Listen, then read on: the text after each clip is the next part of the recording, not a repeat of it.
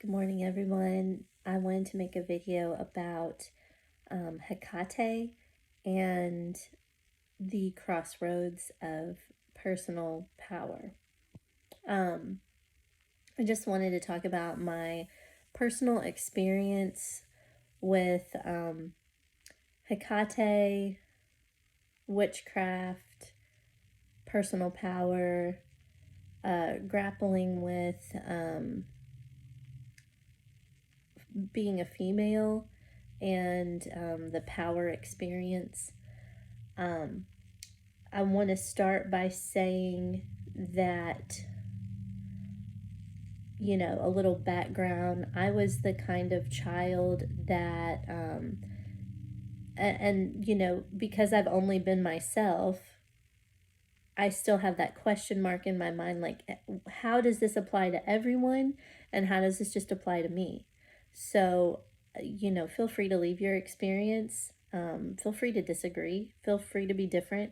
I'm sharing my experience, and if there's anything that you can touch on, anything that's similar, sometimes that is, just that feeling of synchronicity and like a shared experience can be comforting or exciting, So I was the kind of child, I was an only child, and very dependent on my parents for approval, direction, identity, clues to my own identity. And they are both good people. I don't have any problems with that. However, I think that you could say I never had to, or I just never did consciously make the shift from giving my power to my parents to taking it back for myself. Like, I was very comfortable letting my parents have the power. For example, it was understood that after I graduated high school, I would go to a 4-year university. I would go for at least 4 years. My parents would help pay for it as long as I made good grades in high school and then also made good grades in college. It was just it was understood that that would be my path. And I think both of my parents sort of had the mindset of, let's not let her think there's an option. And so I think I definitely didn't think there was an option at the time that I was going to college. Now, I'm not saying that my own personal decisions would have been wise. I'm definitely not making a case for that, because there's a lot of wisdom in my parents' decision for me. I don't know. I wonder, from a psychological standpoint, if it was good for me entirely that they didn't make me feel as though I had options or had power over it, and that they would respect my choices. And I think they would very much defend their choices in parenting, and as in, we needed a good outcome.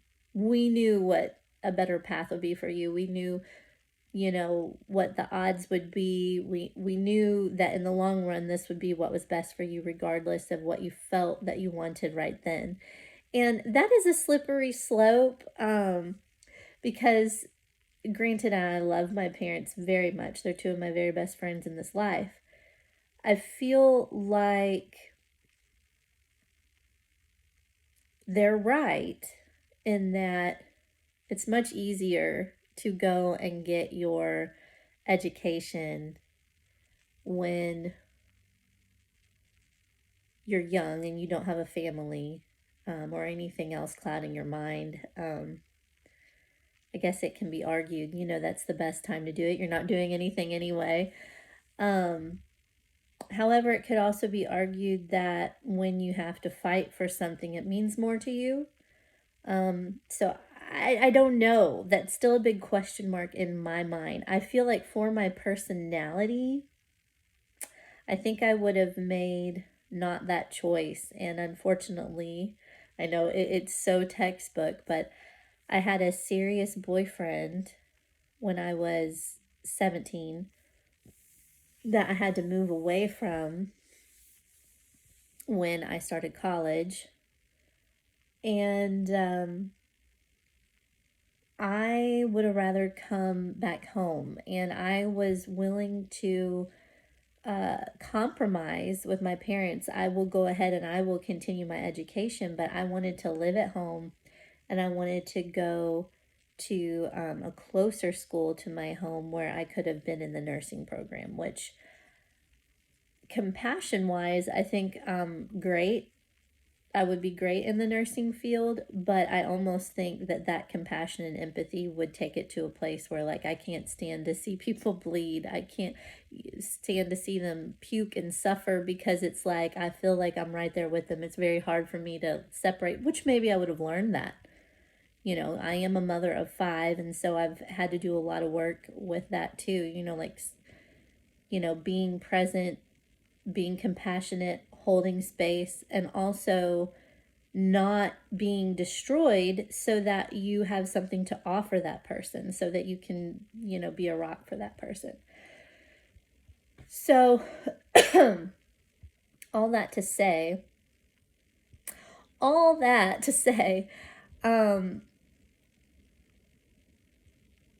I did not feel very anchored in my personal power. I didn't feel like I had a lot of personal power or agency.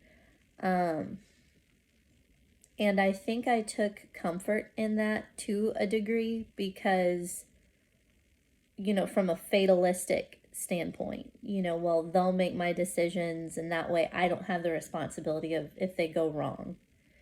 So I found a way to take comfort in not owning my own personal power. So that's kind of how it started out in my life. And then that just sort of transferred onto my husband when I got married. You know, I had opinions about, especially financially, things that I wanted to do family wise, you know, like, you know, just my expectations for how engaged he would be, you know, with me and the kids. You know, I had strong opinions about those 2 topics that were consistently overruled or ignored. And I think in order to, more than anything, I wanted a family and I wanted a big family. Like I wanted to collect them all. I had the very faith-filled and magical thinking that God would only send me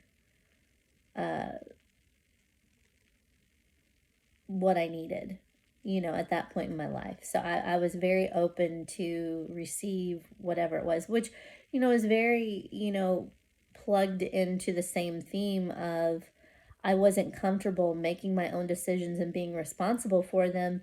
So it was much easier for me to just give all of that agency up to God. You know, you know, if you want me to have a baby, give me a baby. You know, that kind of thinking. And remember, you know, like as if there was a little line down here. I'm not suggesting you live like this. I'm not suggesting you not live like this. I'm just explaining my experience. So I don't want to trigger anyone and I don't want to offend anyone if you think that I am supporting one view over another. So I think we're all doing the best that we can to figure out the meaning of life and what our place is in it, and, you know, making our best choices, turning over our agency to people when we don't know how to, you know, make the choice for ourselves. I don't want you to feel, you know, walked upon. But we're almost at 10 minutes, so I'm going to come back at you with a part 2.